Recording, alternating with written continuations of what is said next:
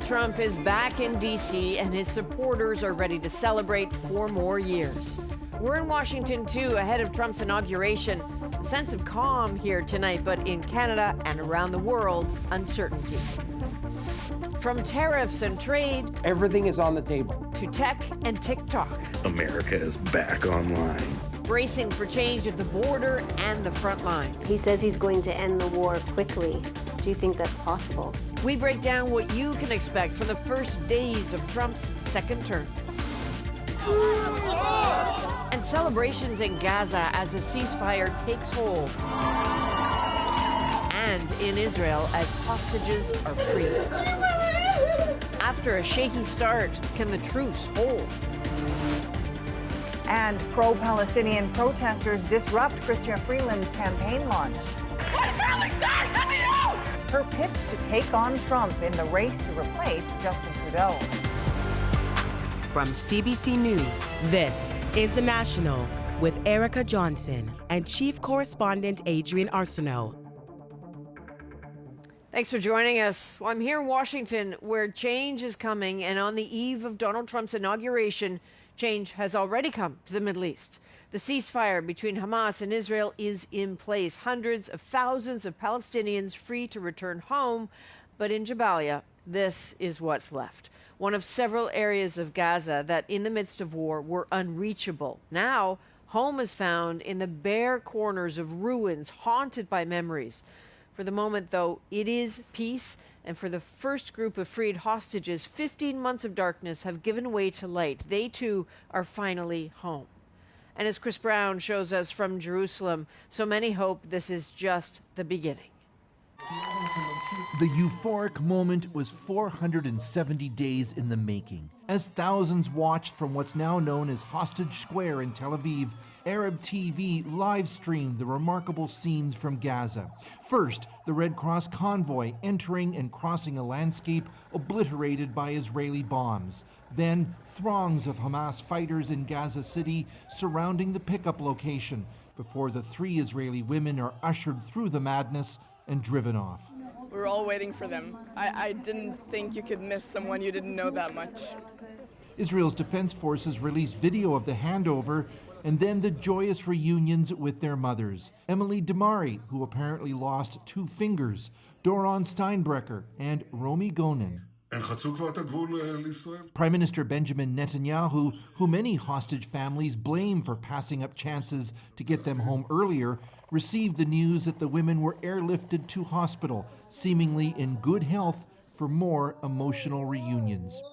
4 more hostages are set to be released in a week, but freeing dozens more depends on more shaky ceasefire talks. Happy and sad together. There are more hostages there. Nobody knows if they will come. As Israelis cheered their hostages' freedom, Palestinians were also celebrating as Israel released detainees from its jails. Hundreds of people in the occupied West Bank lined up outside Offer Prison, waiting for hours until buses with the 90 women and children swapped in the first batch pulled out. As hundreds of thousands of people in Gaza, uprooted by war, made their way back to their homes, some said just surviving felt like their side had prevailed. Is there anything better than going home and being secure, said Mohammed Abdu. Shahi al-Hamas found his home in Rafah in total ruin. This was 7 floors, and now there's nothing left. God willing, we will rebuild, he said. With the ceasefire holding, hundreds of truckloads of aid began pouring in. But new drone video also revealed the expansiveness of the Israeli attacks here, leveling everything for kilometers in places, and begging the question of how it can ever be rebuilt. The ceasefire, though, got off to a pretty shaky start, a 3-hour delay which Israel's military used to inflict a new barrage on Gaza, killing 13 people, say local health authorities. Adrian. So, Chris, we heard people there say they're relieved but anxious, obviously, about what comes next. Can you take us through the next steps? Well, the focus is going to be getting to this second phase 6 weeks from now, when Israel's military is supposed to pull out and the remaining hostages are to be returned. Hostage families were saying today they want those very difficult negotiations to start right away. Adrian. Indeed. All right, Chris Brown in Jerusalem for us tonight. On the last full day of his presidency, Joe Biden said the ceasefire and hostage deal was the product of months of difficult diplomacy, and now he's passing on the torch. And now it falls on the next administration to help implement this deal. I was pleased to have our team speak as one voice in the final days. It was both necessary and effective and unprecedented. Donald Trump immediately claimed credit for the deal, and at a rally here in Washington today, his Middle East envoy said that Trump was unlocking the region's potential. And at that rally tonight, Donald Trump made his first speech here in this city since his supporters' violent attack on the U.S. Capitol to overturn his election loss 4 years ago. And as Katie Simpson shows us, now he has returned triumphant. The victory rally lineup stretched for blocks and blocks. Donald Trump's supporters proudly wearing their red MAGA caps. The rain and cold, no match for their excitement. I'm feeling very patriotic at this moment. This is we, the people, dictating to the government what we want. And I think it's magical. It's just been a day of joy and happiness, so it feels good to be here. This is easily the largest pro-Trump crowd in Washington since his January 6th speech 4 years ago, delivered shortly before his supporters stormed the Capitol. Trump's re-election caps a political comeback unlike any other, overcoming 2 impeachments, 4 criminal indictments, 1 conviction, and surviving 2 assassination attempts. This moment and movement drawing Americans from across the country. Finally feels like the boot's coming off of our necks, basically. What makes you say boot off the neck? If you don't have the right beliefs, you kind of just get ignored, censored. You know, we can kind of get our society back and to be able to afford stuff again, groceries, stuff like that. The lead up to Trump's return began at Arlington National Cemetery, where he laid a wreath at the tomb of the unknown soldier, and later headlined his victory rally, vowing to end what he called America's decline. But starting tomorrow, I will act with historic speed and strength and fix every single crisis facing our country. We have to do it. We're not going to have a country left. The time for Trump to deliver on his promises has finally arrived. And for the president-elect and his supporters, they're clearly in the mood to celebrate. Inauguration is going to look very different this year, with Donald Trump ordering events inside because of the cold. Some things have been completely altered or scrapped, and you're not going to see those huge crowds out on the National Mall. It also seems that the rituals of Inauguration Day could possibly be overshadowed by all those executive orders. Yeah, and there could be dozens of them. President-elect Trump is vowing to undo some of Joe Biden's agenda with these executive orders, and then he's trying to address some of his key campaign promises. Expect some details on his mass deportation plan. And then, of course, everyone in Canada is holding their breath for any details on any information on tariffs. Okay. Well, you will be at the Rotunda. We'll be right here. We'll see you tomorrow. Yeah. And that mass deportation plan has many undocumented migrants across the United States bracing tonight. Raids could start hours after Trump takes office. Richard Madden is in McAllen, Texas, a southern border city where Trump's plan has become a divisive issue.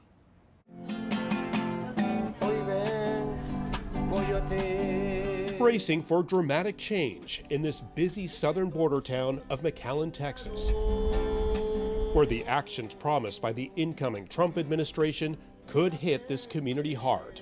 You are certainly going to see a much more aggressive action from Border Patrol to lock down our border. And that includes mass deportations, immigration raids, and keeping asylum seekers in Mexico. It's dividing the town and this family. Too many immigrants are flooding the country. They're not coming, they're flooding. I don't think it's been thought through. It's going to hurt families. Trump made immigration central to his campaign, vowing to secure the border. Now, this is part of the border wall separating McAllen, Texas with Mexico. It's about 30 feet high, about 8 meters. And on the other side here, just further down this road, is Reynosa, Mexico. This is one of the more busier crossings in Texas, but Homeland Security says in the past 6 months, apprehensions are down some 70% and contact with illegal crossings down some 60%. At this former nightclub, dozens of migrants are finding shelter.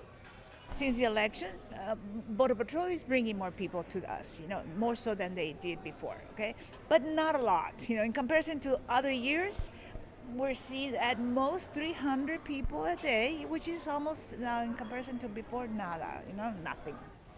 The Gonzalez family says they're from Venezuela, and it took them 4 months after fleeing their home, traveling by foot and bus up through Central America before crossing into Texas. Edixon Gonzalez says his family is worried about Trump's deportation plans, but they're looking for a better life and have nothing to lose. His son Jason says if his family gets deported from the U.S., they'll look north. We heard that Canada was offering people humanitarian help. Now, Trump's officials say they're planning a show of force on day one, including several executive orders targeting illegal immigrants. And Richard, we're learning now where those raids may actually start Monday, and it's not just Texas. Yeah, you're right, Adrienne. Trump officials are signaling that the raids will be in Chicago and other sanctuary cities, and those really will be the focus of those immigration raids, as the rest of the country braces for impact. All right, Richard Madden in McAllen, Texas tonight. Thank you, Richard. Now, Monday's inauguration of Donald Trump will be broadcast live on CBC because this is a very big day for Canada as well. I'll be here in Washington alongside Paul Hunter. You can watch starting at 10 a.m. Eastern, 7 Pacific, wherever you watch CBC News. And I'll be back in just a little bit to dig deeper into what to watch for after the inauguration, from executive orders to the role of tech billionaires. But for now, let's send things over to Erica Johnson in Vancouver. Thanks, Adrienne. As that inauguration approaches, Canada is bracing for Trump to make good on his tariff threat. Exactly what could come is not yet clear, but JP Tasker lays out what the president-elect is considering and Canada's planned response. Trump is back!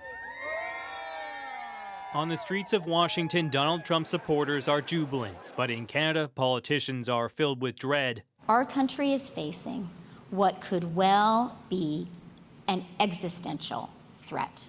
A 25% tariff could mean hundreds of thousands of jobs for Ontarians alone. Trump's promised tariffs have the potential to throw Canada's economy into a tailspin. Tariff! But what that looks like is still unclear. He's apparently considering 3 options. The first is a 25% tariff on Canadian goods. The second, just 10%, but for all countries. And lastly, an escalating tariff that starts low and rises over time. Whatever he goes with, Ottawa is ready to hit back. It's not something that we want to do. We will do it in response, of course, if the Americans decide to do it. The first step in Canada's plan, tariffs on some $37 billion worth of American goods. If Trump doesn't back off, that could increase to $110 billion. Then more draconian measures could be brought in, like cutting off Canadian oil exports to the U.S., something Alberta Premier Daniel Smith has outright refused to do. They will have a national unity crisis on their hands. But Ontario's Doug Ford wants to go all in, announcing potential provincial countermeasures beyond what Ottawa has planned, like restricting the sale of American-made alcohol in liquor stores. We have to send a message when someone comes up and tries to destroy our economy. Still, Trump's former tariff czar says Canada can't win a trade dispute with the U.S. It's better to cut a deal to appease the incoming president, he says. I don't think that kind of tit for tat would be a good idea. Prime Minister Justin Trudeau will convene a special meeting of his cabinet just hours after Trump takes the oath of office. The only item on the agenda, trying to hold off economic devastation. JP Tasker, CBC News, Ottawa. Whoever takes over for Justin Trudeau will inherit this tricky Canada-U.S. relationship, and 2 more people are now in the running. Rafi Boudjikanian brings us Chrystia Freeland and Karina Gould's pitches to become the next Prime Minister. A leadership campaign launch designed almost completely around a single key message. I led the fight to save NAFTA and Canadian jobs, even when the Conservatives wanted me to back down.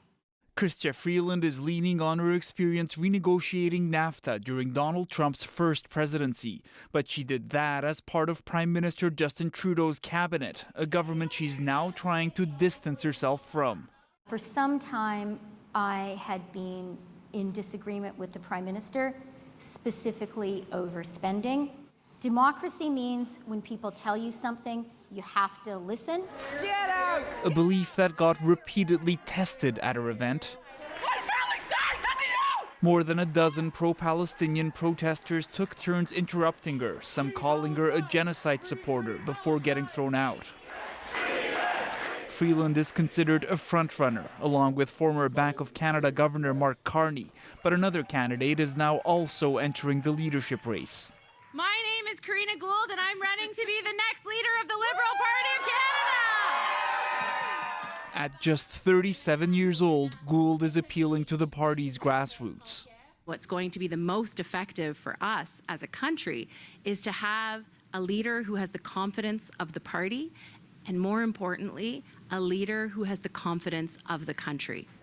Right now, Freeland has about 24 endorsements from fellow MPs, but on Sunday, Carney got a key voice to back him, Foreign Affairs Minister Melania, seen as an organizing force in Quebec where the political fortunes of would-be Liberal leaders are often decided.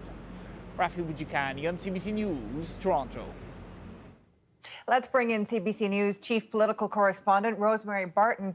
Rosie, we now have a good sense of the Liberal leadership race. How is it shaping up? Erica, this is a really quick race, of course, at this critical time for Canada. So not surprisingly, you're hearing candidates contrast themselves to Justin Trudeau, to Pierre Poilievre, and explaining what they would do to stand up to Donald Trump. Gould added in this appeal to the grassroots of the party today. Chrystia Freeland touted Trump's dislike of her. But we're also seeing that becoming leader of a party is actually a lot harder than it might seem. Freeland took about 20 minutes today to get a handle on that rally because of the protesters, while being a little bit dismissive of them. Last week, the other major leadership contender, Mark Carney, had teleprompter issues and a kind of flat delivery of his launch speech. Contrast that with Pierre Poilievre, who has done now hundreds of events and is relatively unfazed when these things happen. Listen, there's time for everyone to improve, but not much before an election. And none at all before Trump becomes president. A lot of prep happening among federal politicians now. Yeah, at this stage, no one in government that you ask really knows what's going to happen tomorrow in terms of those tariffs. The last time Trump put tariffs on Canada's steel and aluminum back in 2018, Canada's ambassador to the U.S., David McNaughton, had been told it was not going to happen. And then 15 minutes later, Trump changed his mind. So tomorrow's cabinet retreat is going to be set up a little bit like a war room to respond very quickly to whatever the president-elect does. The government aims to move fast on those counter tariffs, get out publicly to talk about the economic damage and how it will respond. Okay, thanks for this, Rosie. Rosemary Barton in Ottawa. Just hours after going dark, TikTok has been restored in the U.S. Last night was so hard for me for no freaking reason. Why the ban on the app appears to have been short-lived. Plus, we're inside Ukraine, where some see new hope in a second Trump term. I think that now it's possible to stop the war. The reason behind that optimism. And a chance rescue with some help from above. Definitely felt like winning the lottery. We're back in 2.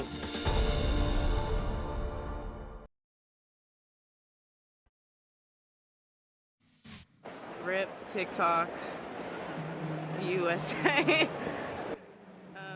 American tennis star Coco Gauff keeping with tradition after her win at the Australian Open, signing the lens of a TV camera.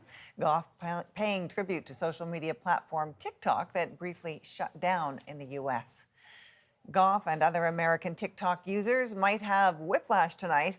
After going dark last night, the app is coming back online. As Lisa Jing shows us, it happened after the incoming president spoke up. Ooh, Jesus. Oh, the withdrawal was real. Less than a day after TikTok went dark in the U.S., America is back online. the access for users restored. Last night was so hard for me for no freaking reason. The popular social media platform blocked 170 Americans late Saturday. The shutdown in effect just before the app's ban in the country began hours later. Goodbye, TikTok. Prompting outcries online. All the memories just going away.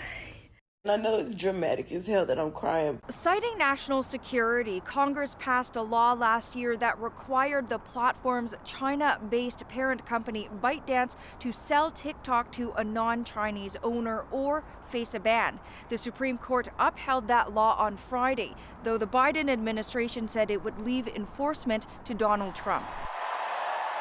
The incoming president, who set the stage for TikTok's removal from app stores his last term, now saying after his inauguration Monday, he'll issue an executive order to buy the company time to find a buyer. Frankly, we have no choice. We have to save a lot of jobs. We don't want to give our business to China. We don't want to give our business to other people. The company thanking him in a statement for providing the necessary clarity and assurance to our service providers that they will face no penalties. We will work with President Trump on a long-term solution that keeps TikTok in the United States. This tech analyst thinks these deals are concerning. The policies of how they're run are going to be dictated by a billionaire class, a certain class of tech executives that are very much aligned with the interests of the incoming U.S. government. A reality, he says, for at least another 4 years. Lisa Shing, CBC News, Toronto. We're taking you back inside Ukraine tonight, where the war is still raging, but some see reason for hope. Letting Ukraine lose will significantly undermine American leadership in the world. How Trump's return to the White House could influence that war. Plus, here in D.C., we're just hours out from the inauguration. What type of America does he say he wants to create? How Trump's day one promises could play out. And why Canada's dairy farmers are bracing for a battle. It just sounds like he doesn't want to negotiate. He wants to dictate. The National breaks down the stories shaping our world. Next.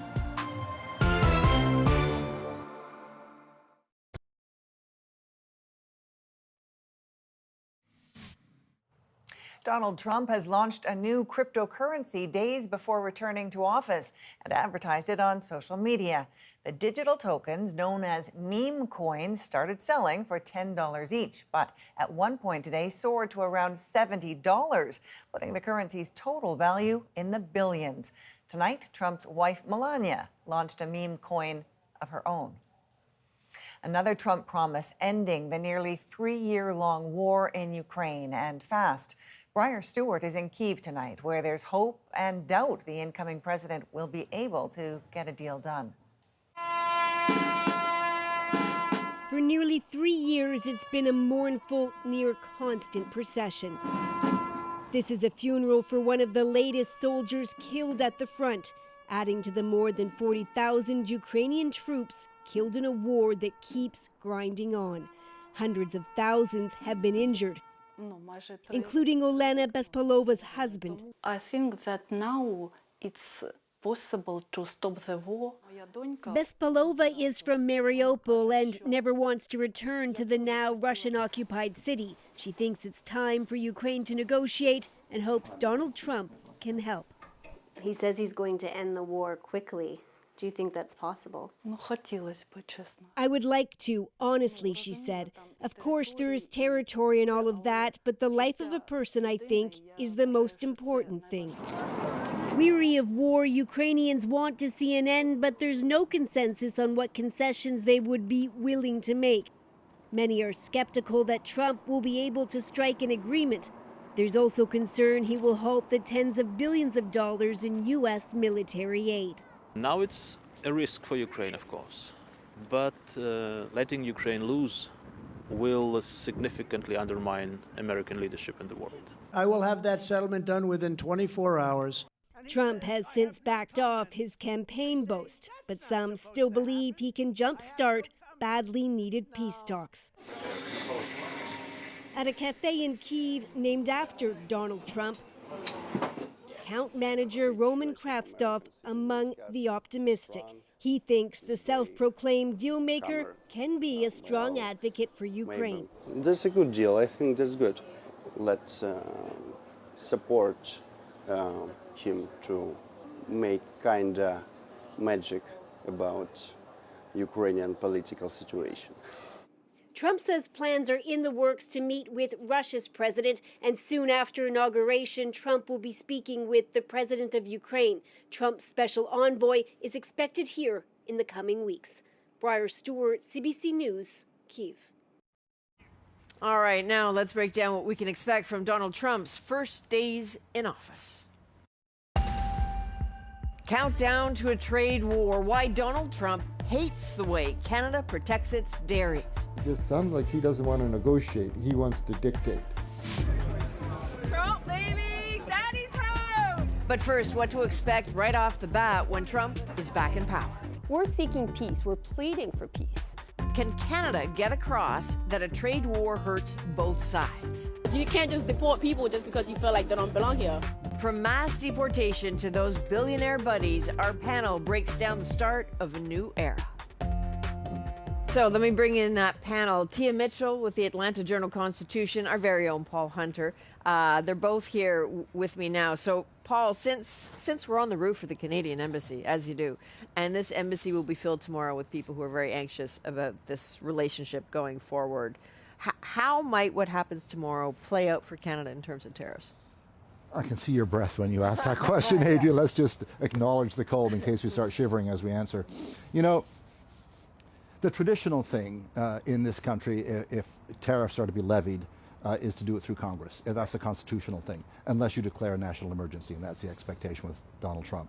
The other traditional thing is that you, certainly with your historic best friend, you renegotiate a trade deal. The USMCA, they call it here, CUSMA in Canada, the new NAFTA. Obviously, Trump isn't doing that. Instead, the untraditional thing is to threaten 25% tariffs across the board.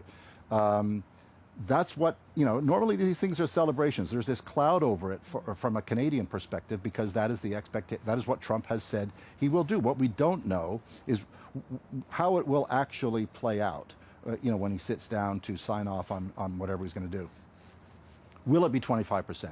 Will it be 10%? But whatever it is, we don't know what it's going to be. What we do know is that it has the potential to put shockwaves throughout both economies, really. You're the one who would know, of the three of us sitting here, any chance that these arguments are actually landing with either Americans or the administration? I think they're landing, but will that affect President Trump? That's what we don't know. I think American voters, American people understand that if he follows through with his threat to put tariffs on goods, not just from Canada, but other countries like China, will likely lead to rising costs. I think people understand that in America, but they also know that it's something Trump has promised. So a lot of this is going to be how that plays out. And of course, we know that there are plenty, you know, almost half of voters are already not inclined to like Trump's policies, so they're not looking forward to the tariffs. But there's another half of voters, roughly, that are inclined to support Trump's policies, and I think they're willing to give him the benefit of the doubt. They're willing to see actually how the tariffs are done, how it affects the bottom line, how it affects their own pocketbooks, and then I think we'll go from there. But there's a honeymoon phase for Donald Trump. The question is, how do some of his decisions either shorten or extend that honeymoon phase? And not to mention, just to jump in, that inflation and high prices was key to Trump's victory, Absolutely. right? And yet here he is potentially doing something that potentially runs the risk of keeping prices high, if not higher. You talked about views of the policies. There was a poll in the New York Times over the weekend that said that more Americans seem okay with his policies than with the man himself. And the one that stands out above all of them is the deportation of illegal migrants who have criminal records in this country. It's like overwhelmingly do it and do it yesterday. What's that going to look like, Paul? Well, we heard Richard earlier in the show, right? I mean, who knows when, but potentially, effectively, as soon as tomorrow, out go teams of immigration authorities to bang on doors and grab people, right? I mean, the consensus seems, the conventional wisdom seems to be that it's going to be going after people with criminal records. But there are 11 million undocumented migrants in America. That's a massive amount of people. You know, we did a piece earlier, last year, I guess now, for the National. We went to Denver, one of the sanctuary cities, to talk to migrants there about their circumstance. We tried to revisit some of those people in Denver just like last week, and we were looking in Chicago as well, another sanctuary city. Not a chance they want to go in front of cameras because they're terrified of what may well start happening tomorrow. Then, by the way, we talk about what's happening down the southern borders. If you're being deported, you have the right to a hearing. So everybody that is potentially headed out has a right to a day in court. So they've got these giant tent cities, detention camps set up for plane loads, bus loads of people that, again, starting tomorrow, may be being grabbed in various places throughout America. I think there's a lot to unpack. First of all, you mentioned 11 million undocumented immigrants in America. The vast majority are not accused of crimes, right? So the question is, how will this actually be executed? Because if we're talking about undocumented immigrants charged with serious crimes, violent crimes, I think that's a popular proposal that people will get behind, but we know that's going to not really have much of an effect on undocumented immigration. The other thing is when they start doing these raids, particularly as Congress considers changing the law to allow a wide variety of accused crimes to be used as a reason to detain immigrants, even nonviolent crimes like burglary or theft, then it becomes, you know, if there are DACA recipients, dreamers, so to speak, who are lived most of their life in America but are not, but came over without illegally. Now you have someone who's been in America for 30 years but is accused of stealing a candy bar, and now they could possibly be deported. What happens if law enforcement's heavy-handed and there's, you know, injuries or something bad happens when they're trying to round up immigrants? Also, the final point I want to make is we talk so much about illegal immigration focusing on the southern border. But in America, there are immigrants from Asia, there are immigrants from African countries and Caribbean nations who also are concerned about what these mass deportations should mean. So it's going to look perhaps differently than the stereotype. And again, it's all about the details of how these roundups play out, the details of what President Trump directs his government to do. So two thoughts, if I may. We talk about how. It occurs to me that at this inauguration, you have like Bezos, Musk, Zuckerberg, all these billionaires whose business philosophy has been, we're going to beg forgiveness, not ask permission. So maybe they found a political alignment here with someone who's like, we're just going to break through regulatory systems, watch us go. So that might be part of the how. I am curious, we don't have much time left. What's the most important thing you're going to be looking for in the speech tomorrow? And then one last thought to you. I think tone. You know, he had a very dark tone when he was inaugurated in 2016. We know when he campaigned, he also described a really dark, the way he described America today was in very dark and violent terms. And so what kind of America does he say he's inheriting? And what type of America does he say he wants to create? That's what I'll be looking to hear in this speech tomorrow. In about 15 seconds, does it matter that this is outside, that we're outside, that he's inside? Does it matter to his supporters Matters or to to us. him? No, I don't think so. It's a ceremony. He was elected. That's what matters at the end. Will he fulfill the things that he was elected to do? If it's inside, we'll see it on TV. We'll freeze out here. They'll be lining Pennsylvania Avenue. It's you know, true. people who've come. I mean, lots of people have come, right? But I've talked to a lot of Trump people over the years at various rallies. I've yet to hear a single Trump supporter say that he made the wrong decision. Right, and I think No that's matter what it is. No matter what it is, yeah. All right, Paul Hunter, T. Mitchell, thanks very much. Canadian dairy farmers are pushing back against Trump's threats. I think we're at a point where enough's enough. Why there's concern about the industry if Trump gets his way.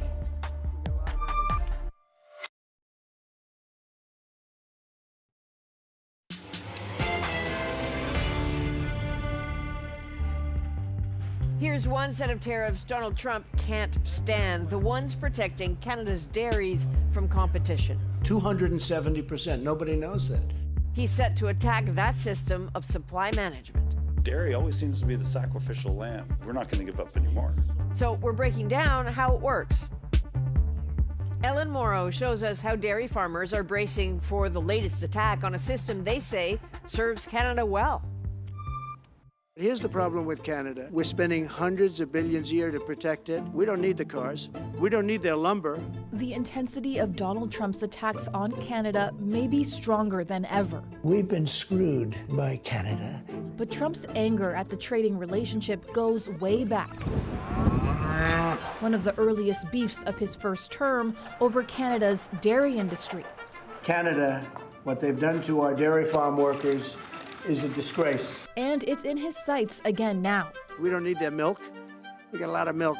With Trump vowing to renegotiate the new NAFTA agreement that he signed onto in his first term. Oh, I'm going to have a lot of fun. We meet Canadian dairy farmers concerned about Trump 2.0. We don't need their dairy products.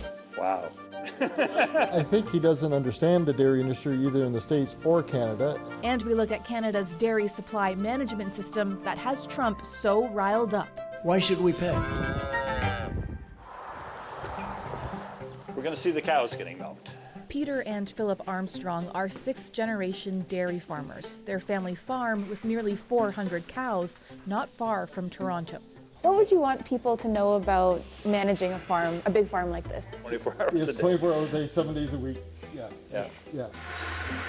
When NAFTA was renegotiated during Trump's first term, creating the USMCA, Canada gave up tariff-free access to 3.6% of its highly regulated dairy market to the U.S. So they milk 24 at a time in here. The brothers fear even more could be lost with the USMCA up for review in 2026. Dairy always seems to be the sacrificial lamb. And I think we're at a point where enough's enough, and we're not going to give up anymore. The brothers point out that even though Canada's dairy market is relatively closed off to foreign competitors, the country still imports far more dairy products from the U.S. than Canadian producers sell there. If you could talk to Donald Trump as he gets ready for his second term, what would you say to him? We're not unfair because we're not dumping our product into the United States and depressing your prices. So we're not creating your problem there. It just sounds like he doesn't want to negotiate. He wants to dictate. So we're going to have to stand firm. To Canada's dairy farmers, standing firm means protecting the country's strict supply management system. Supply management goes back to the early 1970s and covers dairy, eggs, and poultry. It limits the supply of milk to what Canadians are expected to consume, meant to keep prices stable and Canadian dairy farmers in business. So I'm not going to get into the nitty-gritty because everyone will get bored. Basically, it revolves around the domestic market and that we produce and meet the needs of the Canadian market. It's just given us stability. We get a fair price, the processors get a fair return, and the grocers can make a profit as well. The system has three pillars: controlled production, prices, and imports. Production quotas are set for each province. A dairy farmer must hold a quota to produce up to a certain amount of milk. Producers are then guaranteed a minimum price for their output. And to protect Canadian farmers, high tariffs are imposed, making foreign imports often prohibitively expensive. We're going to put the biggest tariffs. While Trump has a self-professed love for U.S. tariffs, I think tariffs are the most beautiful word. He's repeatedly slammed those imposed by Canada. The United States pays tremendous tariffs on dairy. As an example, 270%. Nobody knows that.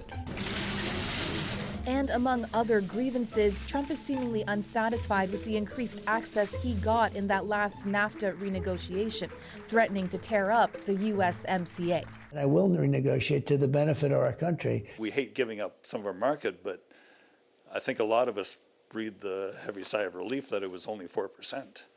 I don't know what could happen with the next one. What would it mean for your farm if the supply management system didn't exist? If you're just, okay, well, we don't worry about it, we'll just import from the States, well, there's a lot of jobs there. Worst case scenario, the Canadian dairy industry is decimated. So then we're relying on the United States. We're relying on Donald Trump. We need to make sure we look after our domestic industry, because if we don't, we're in deep trouble.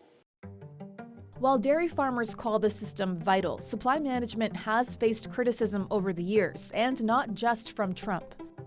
Supply management is a persistent trade irritant for Canada's trading partners. Supply management is almost always at the top of the list for negotiating items. But the bigger problem with supply management, says University of Manitoba professor Ryan Cardwell, is the impact on Canadian consumers. The result is higher prices than would exist in a more competitive market that allowed more imports to come from relatively low-cost producers, most importantly from the United States. There are no limits on how much American farmers, directly subsidized by the government, can produce, so overproduction and lower prices are more likely.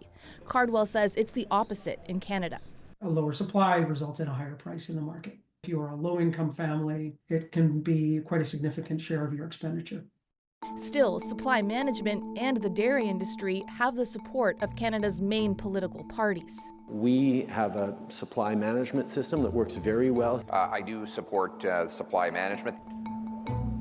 89,000 jobs are provided through our dairy sector, and $8.5 billion to the GDP. Mark Hamill chairs the Dairy Farmers of Ontario Board of Directors. The group's 60th annual general meeting being held just days before Trump takes office. Are you worried? I'm concerned, but we have a strong position, strong industry, and strong relationship with the government. And so how will you be lobbying government as they prepare to deal with Donald Trump? We're constantly in conversations with our government. Our industry is the largest agriculture sector in Ontario, so it's fundamental to our economy, but also to our producers. The system provides a very fair, equitable price for the quality of product that we're providing to the consumer. The fight over dairy is, of course, part of a much larger trade war brewing between the U.S. and Canada. Tariff, I love tariff. Trump vowing to slap 25% tariffs on all Canadian goods on his first day in office. I'm a big believer in tariffs. I think they're beautiful. It's going to make us rich. The Armstrong brothers fear the dairy market could become a bargaining chip to protect other industries. So when you say it's important that Canadian politicians go into this with resolve, what do you want to see from them? Like sometimes they cave, or or give up one industry. Trump says, yeah, we'll take the 25% tariff off oil if you give us dairy. And that would give politicians, they would go, That's maybe that's worth it. But they need resolve for a Canadian as an economy and as a country. You go, that's not good. For now, that's a hypothetical fueled by uncertainty and Trump's bluster. Despite the threat, the brothers trying to keep calm and carry on. It's funny, I think I had more anxiety the first time, so maybe I've just got numb to it. I don't know. He's back. We have to deal with it.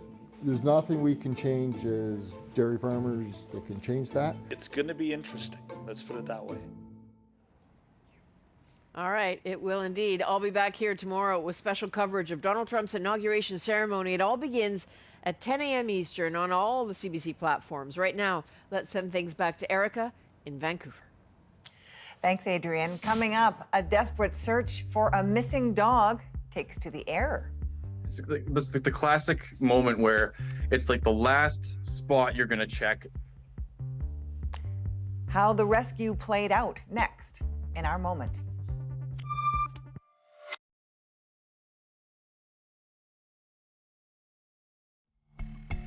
This is Honey, a 7-year-old golden lab who had been missing for 5 days in the wind and the cold of northern Ontario.